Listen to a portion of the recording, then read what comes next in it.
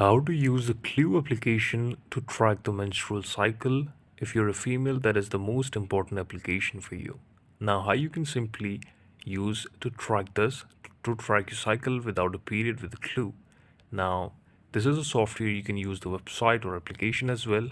With this new mode, you can start a new cycle whenever it makes sense for you.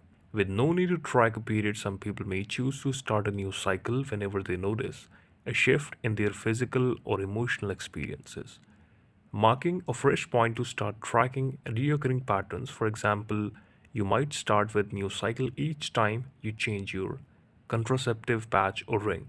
Begin a fresh pack of pills, take a new dose of medication such as testosterone shot, or when you adjust your hormone therapy dose.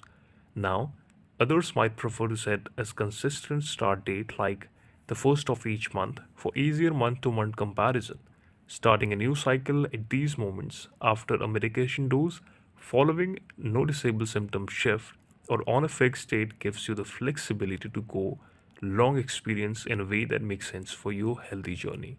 Now, this is how you can do it. This is how it can help you to monitor how changes in treatment or routines affect your well being over time and spot trends that help guide your health decisions.